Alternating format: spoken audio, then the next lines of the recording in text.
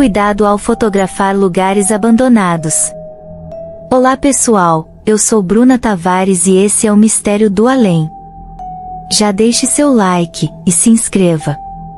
Se você tem alguma história sinistra e misteriosa, nos mande no e-mail que está na descrição, podemos contar sua história aqui no canal. E vamos para a história de hoje, o fantasma do manicômio abandonado. Era uma noite sombria quando Beatriz, uma fotógrafa determinada a capturar lugares abandonados, decidiu que sua próxima aventura seria no antigo manicômio da cidade, um lugar envolto em histórias sombrias e lendas aterrorizantes. O local havia sido fechado há mais de 50 anos, após uma série de incidentes inexplicáveis envolvendo pacientes e funcionários que simplesmente desapareceram. Diziam que o lugar guardava segredos que ninguém jamais deveria descobrir. Beatriz, com sua câmera e lanterna em mãos, atravessou os portões enferrujados do manicômio, que rangeram como se avisassem que não era bem-vinda. As janelas quebradas e as paredes desmoronando contavam histórias de um passado sombrio, enquanto a brisa gelada parecia carregar consigo sussurros quase inaudíveis. A atmosfera era pesada, e o silêncio era tão profundo que os próprios passos de Beatriz ecoavam pelos corredores, como se o prédio estivesse tentando lembrar que ainda existia. Ela caminhou lentamente pelo corredor principal, observando as portas das antigas celas dos pacientes. Em algumas delas, ainda havia marcas de unhas arranhadas na madeira, como se alguém tivesse tentado escapar desesperadamente. Beatriz se sentia observada, embora estivesse completamente sozinha, ou pelo menos assim pensava. Enquanto explorava, ouviu um som que a fez parar abruptamente. Era um barulho suave, como um lamento, vindo de algum lugar no fundo do prédio. Sua respiração ficou mais pesada, mas ela seguiu o som. Quando virou a esquina, encontrou uma cadeira de rodas antiga, sozinha no meio do corredor, ainda balançando lentamente, como se alguém tivesse acabado de se levantar dela.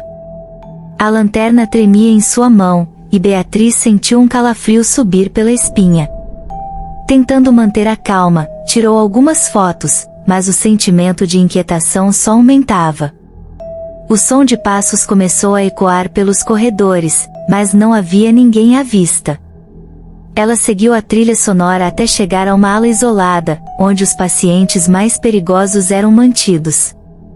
As portas das celas estavam fechadas, exceto por uma, entreaberta, com a placa desgastada que ainda conseguia ler, paciente 77. Algo a fez sentir que não deveria se aproximar, mas sua curiosidade foi maior que o medo.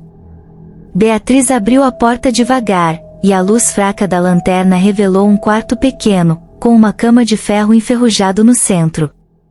No canto do quarto, uma figura estava de costas para ela, sentada no chão, balançando lentamente de um lado para o outro.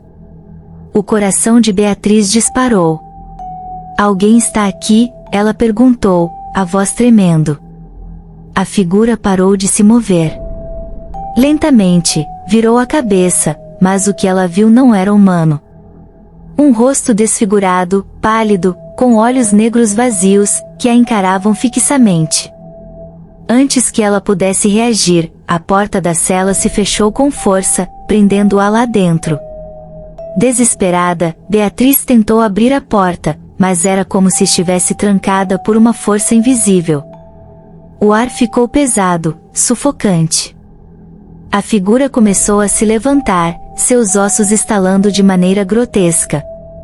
Agora ela podia ouvir claramente. Sussurros, gritos, risadas distorcidas ecoavam pelas paredes do quarto, como se o próprio manicômio estivesse vivo, alimentando-se de sua presença. A criatura se aproximava lentamente, arrastando os pés pelo chão de concreto. O cheiro de podridão enchia o ar, e Beatriz sabia que, se não fizesse algo rápido, seria a próxima vítima do que quer que estivesse preso ali. Ela olhou ao redor, tentando encontrar uma saída, qualquer coisa que pudesse ajudá-la. Mas a única saída era a porta, e estava trancada. Com o coração disparado e lágrimas escorrendo pelo rosto, ela começou a bater na porta, gritando por ajuda, mas sua voz parecia sumir no silêncio opressor. A criatura agora estava a apenas alguns passos de distância, e Beatriz podia sentir o frio extremo que emanava dela, como se a morte estivesse prestes a tocá-la. Então, de repente, as luzes da lanterna falharam e se apagaram. Ela estava no escuro total. O som dos passos cessou, mas o silêncio era ainda mais assustador. E então, sentiu uma mão gelada tocar seu ombro. Num último ato de desespero, Beatriz jogou seu corpo contra a porta, que milagrosamente se abriu. Ela saiu correndo pelos corredores, sem olhar para trás, com a respiração ofegante e o coração quase saindo pela boca. Não sabia como havia conseguido sair viva, mas, ao cruzar os portões do manicômio, olhou para trás e viu algo que a fez congelar de terror. No alto de uma das janelas do prédio, a figura estava lá, observando-a.